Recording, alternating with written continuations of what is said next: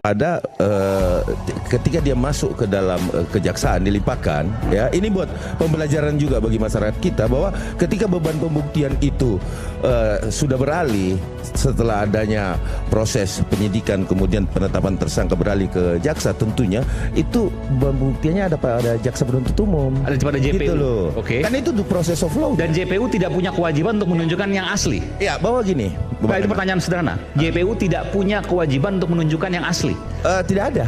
Tidak ada. Tidak ada. Karena prosesnya yang kita harus pahami di sini adalah 160 45A. Oke. Ya, yang di pasal yang disangkakan oleh mereka. Itu? Tidak ada kaitannya dengan pasal jasa. Soal apa itu? 160 itu penghasutan. Penghasutan. Terus kemudian ujaran kebencian, 45A juntonya ya. Ada lagi. Termulu satu ini memang langganan rakyat bersuara dan tiap datang selalu membawa kepercayaan diri setinggi langit dengan isi kepala yang entah tertinggal di parkiran studio atau memang sengaja tidak dibawa.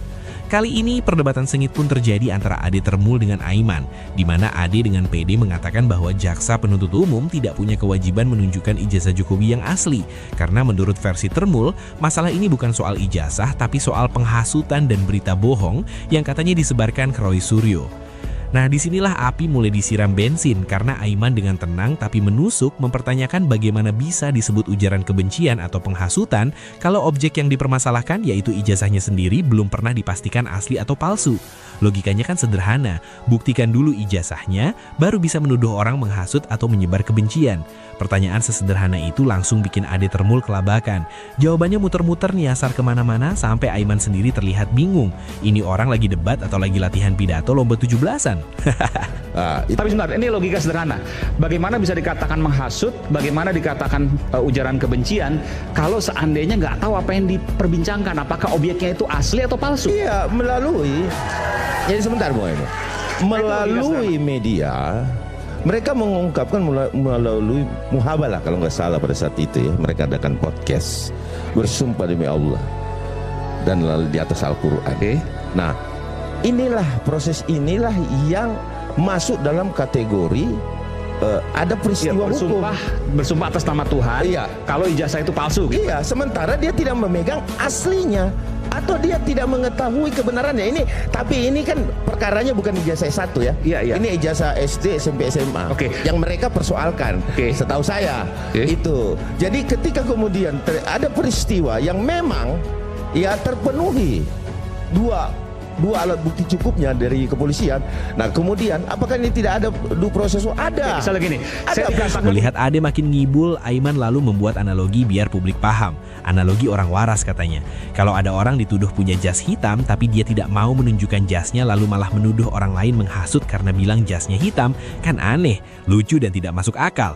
Ade pun tidak terima dan dengan seluruh tenaga otak maksimalnya mencoba menjelaskan bahwa kebencian itu muncul ketika Jokowi dituduh menggunakan ijazah palsu untuk menipu rakyat dalam pemilu. Padahal si penuduh belum pernah melihat ijazah aslinya langsung. Tapi justru disitulah analogi Aiman kena telak.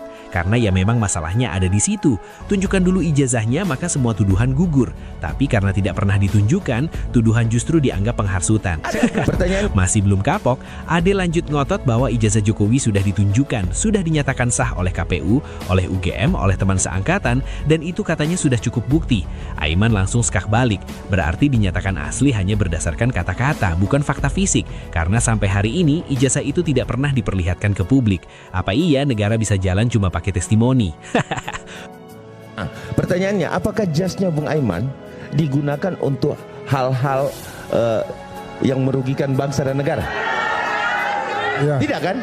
Nah, kebenciannya di sini Bung Aiman. Iya, gimana? Bahwa kemudian seorang disangka menggunakan ijazah palsu ya mendaftar untuk menjadi capres. Kan itu persoalannya. Ada yang digunakan gitu loh. Bung Aiman, digunakan dalam arti menipu rakyat. Nah, ini kan bicara soal kebenaran. Jasnya biru atau hitam. Di situ, kan gitu. Bung Aiman. Di situ. Jasnya biru atau hitam itu tidak terselesaikan dengan tidak menunjukkan. Karena sesungguhnya jasnya adalah hitam. Bukan. Anda katakan sebagai biru, jasnya sebenarnya adalah hitam. Anda katakan hitam. Benar sebenarnya. Tapi saya nggak mau dibilang hitam. Saya maunya biru. Makanya saya tuding Anda, saya laporkan Anda, saya penjarakan Anda. Karena saya katakan bahwa Anda telah berbohong, Anda telah menghasut. Karena jasnya sesungguhnya biru. Ya, tidak bisa dong. Harus faktanya. Harus sesuai dengan fakta. Tidak Karena boleh. faktanya kan nggak pernah ditunjukkan. Faktanya kan biru. Faktanya hitam kan, faktanya hitam. Faktanya hitam kan? Cuma saya nggak mau dibilang hitam, saya mau dibilang biru. Oh ya nggak bisa dong. Kan nggak ada yang tahu. Nggak bisa Bung Aiman. Oke. Prosesnya itu Ya. tidak bisa seperti sesederhana itu. Gimana? Nggak Jadi, begitu, oke, Bung silakan. Aiman. Silakan Pak Guru. Belum selesai penderitaan Termul, Ade Prof. Ogroseno kemudian masuk membawa palu godam logika. Beliau menjelaskan bahwa kalaupun Jokowi punya ijazah palsu lalu disimpan atau bahkan dibakar, itu urusan pribadi dan tidak masalah. Tapi persoalannya ijazah itu dipakai untuk mencalonkan diri sebagai wali kota, gubernur sampai presiden. Dan kalau itu palsu maka bukan hanya Jokowi yang bermasalah, tapi semua pihak yang meloloskan dan menutupinya, termasuk KPU bisa kena pidana semua. Dan disitulah studio mendadak senyap sebelum akhirnya riuh karena argumen itu telak. Ya, jadi gini, kalau Pak Jokowi ini punya ijazah yang diduga palsu, disimpan. Apakah salah? Enggak Tidak. salah. Dibakar?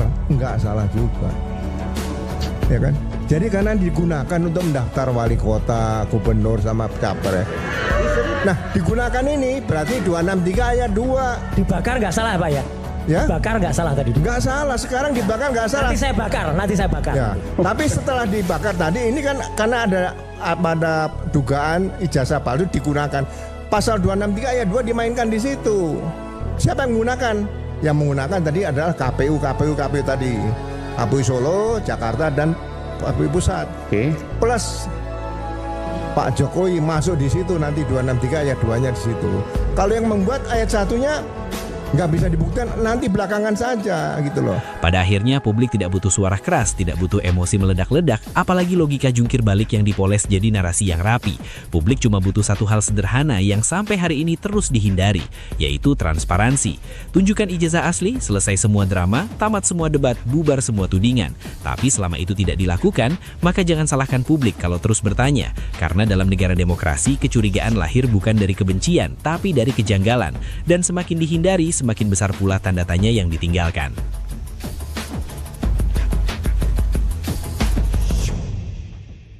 Terima kasih sudah menyimak pembahasan kita kali ini sampai akhir.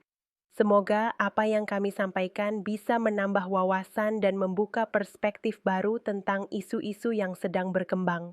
Kalau kamu merasa informasi ini penting, jangan ragu untuk like, subscribe, dan bagikan video ini ke teman atau keluarga. Dukungan kamu sangat berarti untuk perkembangan channel Politik Pintar dan semangat kami untuk terus menghadirkan konten yang objektif dan mendalam. Ya, tulis pendapatmu di kolom komentar.